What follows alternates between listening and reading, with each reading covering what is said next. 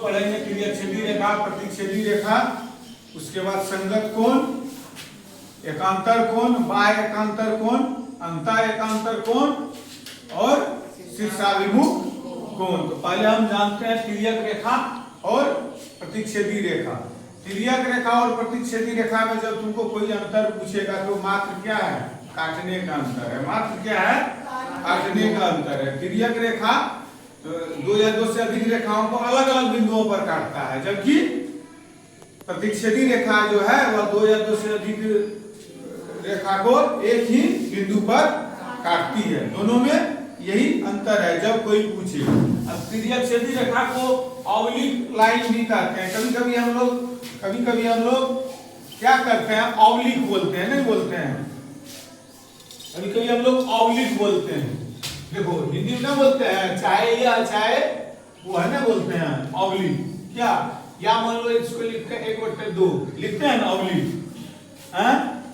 तो प्रतीक-छेदी रेखा और तिर्यक-छेदी रेखा को ऑब्लिक लाइन कहते हैं, प्रतीक-छेदी रेखा को इंटरसेक्टिंग लाइन कहते हैं, समांतर रेखा को क्या कहते हैं? Parallel line. ऐसी रेखा जो कभी कहीं मिले ही नहीं, सब जगह समान दूरी हो, नहीं सब जगह समान दूरी हो।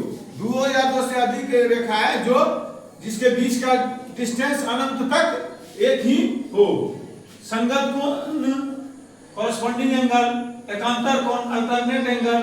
देखो रेखा मुख्य 5 प्रकार के होते हैं। ऐसे तो हम लोग सरल रेखा, वक्र रेखा कहते हैं, नहीं, लेकिन रेखा होता क्या है? सरल रेखा, वक्र रेखा, तिर्यक रेखा, समांतर रेखा और संगामी रेखा। तो सरल रेखा जो सीधा लाइन होता है जानवे करते हो, वक्र रेखा जो टेढ़ा मेढ़ा होता है जानते हो, नहीं।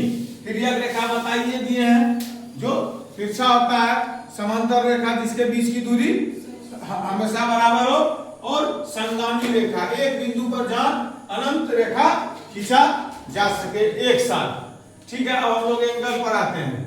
तो एक बात और याद रखना है कि तिर्यक रेखा के एक तरफ बने अंतर कोण क्या होता है? 180 डिग्री होता है। जैसे 3 और 5 ये क्या होगा? दोनों मिलके 180 डिग्री होगा। 4 और 6 दोनों मिलके क्या होगा? 180 डिग्री होगा। तिर्यक रेखा के एक तरफ बने कोण जो है एक तरफ बना है ना, ये भी एक तरफ बना है। उसके बाद आते हैं संगत कोण, कॉरस्पॉन्डिंग एंगल पर। देखो एक कॉरस्पॉन्डिंग एंगल क्या है? एक किसका संगत कोण है? एक किसका है? 5 का। एक किसका है? 5 का। 3 किसका है? 3 किसका है? 2 किसका है? 2 किसका है? 6 का। 4 किसका है? फिर जल्दी से बोलो। 1 किसका है?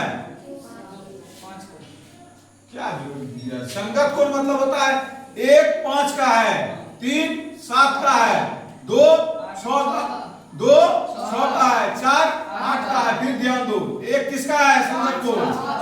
3 किसका है? 2 किसका है? 4 किसका है? क्लियर? अब अंतः एकांतर कोण कहते हैं। अंतः एकांतर कोण मतलब ई कोण किधर है? बाहर है। ई भी क्या है? बाहर है। तो अंदर का एकांतर कोण क्या होगा? 3 का क्या होगा? 6। 4 का क्या होगा? 5। फिर बाह्य एकांतर कोण क्या होगा? 1 का क्या होगा? 1 का इधर से आने 1 जो 8 नहीं, 1 का क्या होगा? 8। उसके बाद 7 का क्या? 2 का क्या होगा? 7। 2 का क्या होगा? 7। कोई दिक्कत इसमें? तुम लोग बोलो एक बार जल्दी से। 1 का एकांतर कोण क्या होगा? बाह्य एकांतर कोण। 1 का बाह्य एकांतर कोण क्या होगा? 2 का बाह्य एकांतर कोण क्या होगा? 7।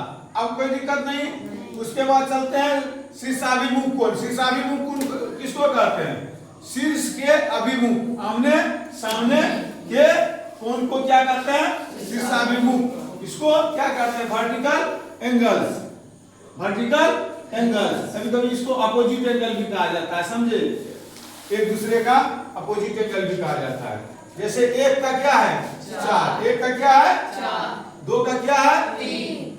5 का क्या है? 5। और 6 का क्या है? 7। अब तुम लोग समझ गए कि कोई दिक्कत? एक बार तुम लोग बोल दो शीर्षाभिमुख कोण, बोलो। 1 का 4, 2 का 3, 5 का 8, 6 का 7। अब कोई दिक्कत ना? एकांतर कोण भी समझ गए, संगत कोण भी समझ गए, फिर दोहराना है हम, अब नहीं दोहराना होगा। ठीक।